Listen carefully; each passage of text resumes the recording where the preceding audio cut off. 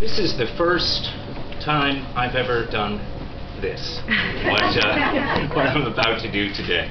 I am grateful to the Breakthrough Group and Mitch Latrovsky, whose idea this was, and to Jen Seal, who did a lot of the legwork to put this together. Thank you so much, Jen, and Melanie, of course. And thank you all for being here. So I'm just going to read a little bit. Meeting Dad, Chapter 1.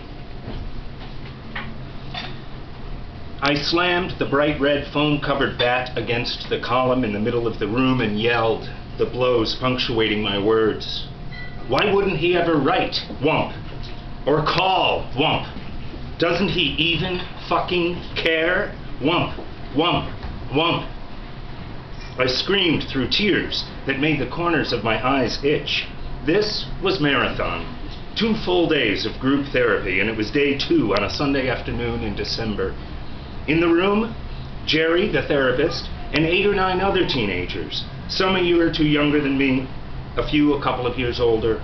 I was 14, and I had had it with not knowing or hearing from my natural father. 2 years earlier, when John Russell officially adopted my brother Scott and me, the family court had offered Bob Jaycox an opportunity to contest the adoption, but he hadn't even bothered to reply. No yes, no no, no nothing. No reply, I yelled, throat scratchy. What the fuck?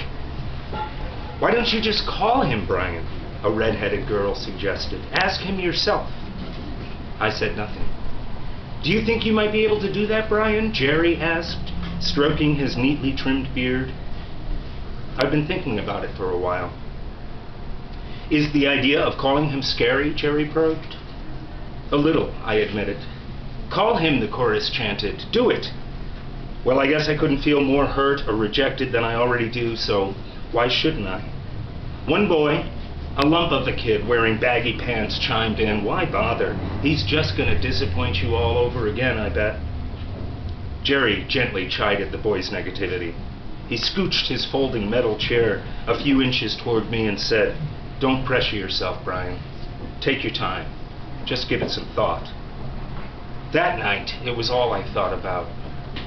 Within a few days, I'd made the decision. Though nervous, even a little scared, I decided the first step was to talk to Mom about it. My mother had recently enrolled in the University of Buffalo to earn a BA in linguistics. This evening, she was sitting at the head of the dining room table, books spread out before her, deeply immersed in her schoolwork. But she'd made it clear to each of us that if we needed to talk, we should feel free to approach her, even while she was doing her homework. And I needed to talk. Taking a seat next to her, I was direct. Mom, do you know how to reach Bob Jaycox? Do you have a phone number or an address? For a moment, she kept her gaze on her book. Why are you asking? I guess I want to talk to him, get some answers. Yes, I do, she said, pushing her schoolwork aside and looking up toward me, concerned in her dark brown eyes. What's bringing this on? It's something we talked about a lot at Marathon, I said, about trying to find him, you know. I see, she said. As she turned her head away in thought, I noticed the light from the hanging lamp shining on her frosted hair. It shimmered. I figured you'd have gotten his number from the adoption court, I said. Shaking her head slightly, she explained, No, I didn't get his number from the court, but I do have it. Oh. Some months ago, your Uncle Ben told me that he'd read in a Cornell alumni newsletter that Bob was living in San Juan, Puerto Rico, she began. Puerto Rico, I interrupted. I've never known anyone from Puerto Rico. Anyway, she continued, a few weeks later, I was in the UB library, and I happened to notice rows and rows of phone books from all over the country. I don't know what made me do this, but I found the phone book for Puerto Rico. I looked him up and jotted down his number and address. I don't know why I did it, but I did. Well, I want to call him, I said.